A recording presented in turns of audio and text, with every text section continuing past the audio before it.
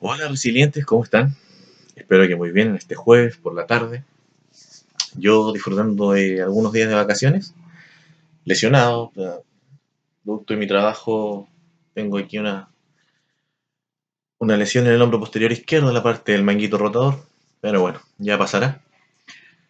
Y aprovechando de grabar esto es un poco improvisado en realidad, no es como los videos de los sábados donde sí mucho, hay una preparación en cuanto a estudios.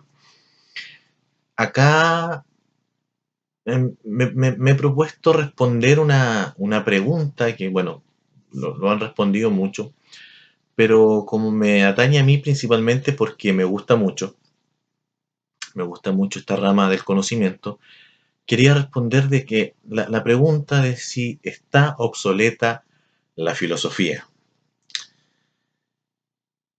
Y la respuesta es que no. Así, sin más palabras, sin dudas, sin dobles lecturas. La filosofía no está obsoleta. Quizá el estudiar filosofía sí, quizá estudiar filosofía, graduarse en la universidad como filósofo si esté obsoleto, por cuanto este mundo es de, es muy resultadista, es de resultados rápidos, de estudiar una carrera de 2 años y medio, ojalá un técnico en construcción de algo, porque lo que más se hace es construir, va a empezar a generar plata, a ganar plata, al tiro. Y el que se titula de filosofía, ¿qué podrá hacer? ¿Clases de ética? ¿De religión? ¿Dónde va a ir a trabajar un filósofo a una empresa? Entonces, tal vez la carrera de filosofía esté obsoleta, tal vez por sus mallas, y el graduarse y estudiar filosofía sí esté obsoleto por el mundo que nos consume. Sin embargo, la filosofía en sí no está obsoleta. La definición más básica de filosofía es amor a la sabiduría. Eso. Básicamente eso es la filosofía. ¿Y qué pasa cuando uno siente amor por algo? Lo busca estar siempre cerca de, por ejemplo, cuando te enamoras de una persona, buscas estar con ella, buscas agradarle, estar juntos lo más posible, aprovechar al máximo el tiempo. Y eso es lo que hace un filósofo, tal vez no de carrera, pero sí alguien que aplica la filosofía a la vida diaria.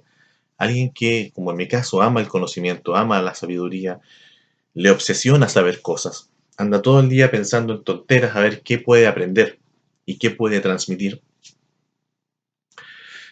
Es una forma de hacer filosofía y todos deberíamos hacer filosofía. Todos deberíamos esforzarnos por conocer primero nuestros derechos.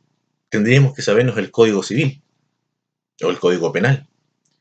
Porque a veces llega carabinero, te paran en la calle, te piden el carnet de identidad y tú te enojas. Y resulta que eh, el control de identidad está dentro de las facultades de carabineros. Pero a veces llega carabineros y te golpea la puerta de la casa y quiere entrar y tú no, a veces puedes no poner resistencia porque es carabineros, pero resulta que ellos no pueden entrar sin una orden. Dentro del Código Civil, de las conductas, hay muchas cosas que a veces uno no hace por miedo. Y resulta que sí están permitidas y hay cosas que uno hace por ignorancia y recibe el castigo.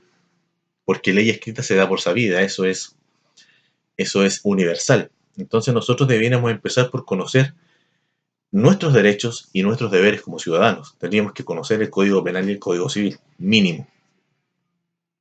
Tendríamos que conocer los alcances de nuestros trabajos y una serie de cosas vinculadas al conocimiento y a la sabiduría. Pero, pero en sí, la filosofía, empezando por lo que les acabo de decir, no está obsoleta para nada. Porque si nos vamos, por ejemplo, al mundo de la ciencia, que es como que está muy en boga y está siempre ahí porque es tremendamente importante, la ciencia se rige por la filosofía. La ciencia no es una práctica humana que esté libre de reglas. La ciencia tiene mucha filosofía. Por ejemplo, dentro de la ciencia está la epistemología, que es la que se encarga de analizar la coherencia en los razonamientos. O sea, que el razonamiento científico no sea falaz, no sea basado en una falacia, no esté basado en un error, no esté basado en una mentira. Por ejemplo, no sé, puede que un científico esté basando su... No, perdón, no un científico. Puede ser que alguien esté basando su razonamiento y dándolo por sentado porque es popular, porque siempre lo escuchó, porque cree que es cierto, porque todo el mundo lo piensa. Y esa es una de las falacias más grandes que existen. Voy a hablar de esto el sábado, del tipo de falacias. Pero la epistemología, por ejemplo, como les digo, se encarga de investigar de analizar la coherencia entre razonamientos. Que, como digo, que el razonamiento no sea falaz, que analizar el contexto histórico del conocimiento que ahora tenemos. Por ejemplo, hay mucha gente que endiosa a Newton. Newton es tal vez la mente más grande que haya tenido la humanidad en toda su historia. Pero muy poca gente sabe que lo que Newton hizo fue hasta sus 26 años. Descubrió la fuerza de gravedad, que no es una fuerza, ¿ya? Pero bueno, descubrió la gravedad, las leyes de gravitación universal, descubrió muchas cosas con respecto al movimiento de los planetas, pero luego de eso se dedicó a la alquimia y a la metafísica, y se perdió como científico.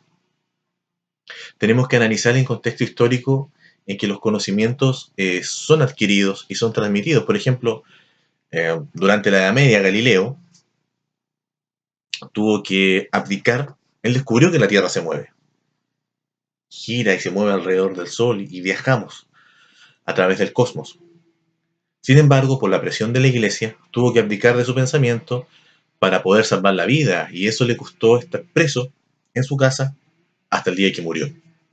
Dijo en su declaración ante la Iglesia: la Tierra no se mueve, coma, pero se mueve. Entonces, cuando uno analiza los textos, cuando la ciencia analiza los textos de Galileo Galilei, también tiene que tener en cuenta la epistemología, que es una rama de la filosofía, para ver el contexto histórico en el cual este conocimiento fue adquirido, transmitido y escrito, que fue durante la Edad Media, durante el oscurantismo de la Iglesia Católica.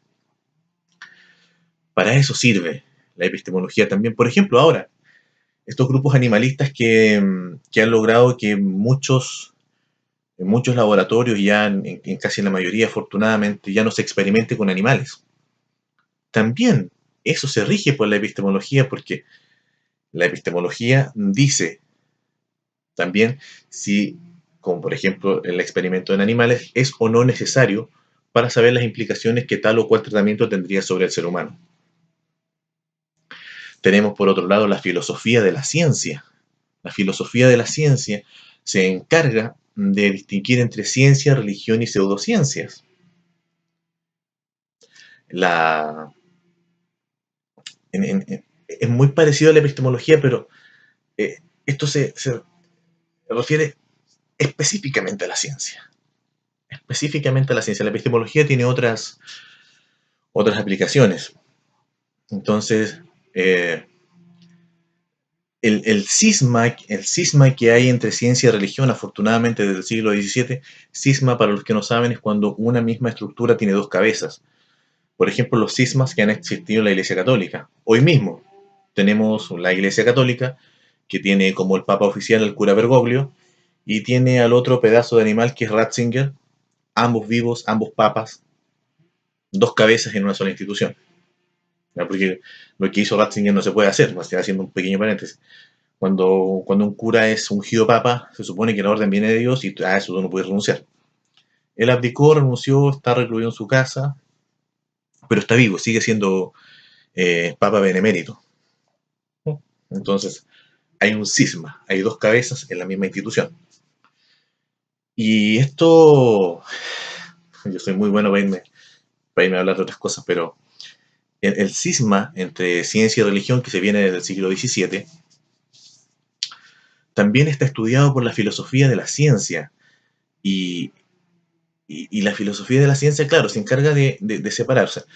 La religión, por ejemplo, la religión católica o cristiana en general, dice que la Tierra fue creada por Dios en 6 días y dedicó el último a descansar y todos fuimos creados del barro. Entonces, por ahí viene la ciencia, dice que no, que aquí hubo una explosión y la Tierra un caldo primigenio donde se crearon las primeras proteínas y salimos nosotros. Vas dejándolo súper básico la explicación. Pero ahí viene la filosofía de la ciencia y nos dice qué es ciencia y qué no. Hay, por ejemplo, en ampliar el paradigma, la filosofía de la ciencia es fundamental. Hasta hace un mes, todos nosotros sabíamos que los terremotos no se pueden predecir. El profesor Cordaro de la Universidad de Chile, aquí en Chile, un chileno, orgullosamente podemos decir que acaba de descubrir un patrón, que antes de cada gran terremoto hay una anomalía en el campo magnético de la Tierra. Y eso está en estudios, es una hipótesis que se está estudiando, fue publicado en una revista científica muy importante de Alemania, y eso está ampliando el paradigma, y en la ampliación del paradigma científico está la filosofía de la ciencia para decirnos qué es ciencia y qué no es ciencia. Lo que es ciencia marginal, que son las películas de ciencia ficción, por ejemplo, Interestelar. Interestelar lleva a la ciencia al extremo, en eso de los agujeros de gusano, cuando el protagonista se vuelve a encontrar con su hija. Eso no es imposible, no es físicamente imposible, no es teóricamente imposible, pero pertenece al rango especulativo. ¿Ya? Interestelar tenía un científico, no recuerdo el nombre, muy importante, como asesor.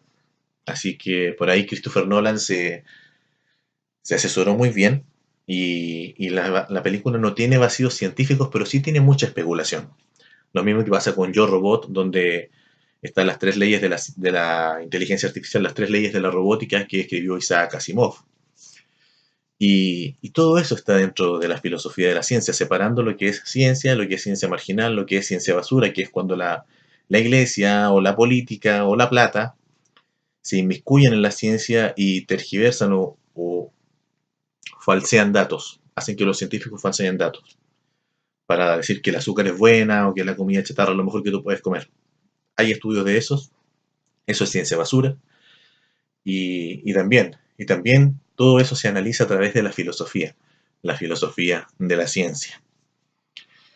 Y la implicancia tal vez más importante de la filosofía dentro de la ciencia y dentro de la vida en general es la ética. En Chile tenemos, afortunadamente, la ley está ahí, ahora un poco en veremos, pero tengo confianza de que va a llegar a un buen puerto, sobre el aborto en 3 causales, ¿verdad? Y ese fue un debate filosófico, es un debate ético, perdón, es un debate moral filosófico. ¿Desde cuándo una persona es persona? O sea, la ley dice que se puede abortar, perdón, hasta los 3 meses. O sea, después de los 3 meses, ¿ese feto es persona o no? ¿Qué es lo que nos hace, qué es lo que nos hace ser personas?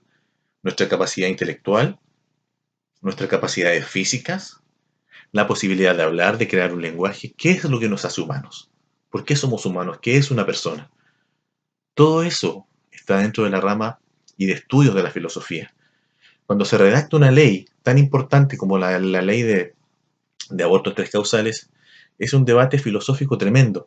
Y tal vez por eso la ley sea una porquería, porque en Chile no hay filosofía, no hay clases de filosofía en los colegios, no hay clases de filosofía en la universidad más allá de un ramo obligatorio de ética en todas las carreras.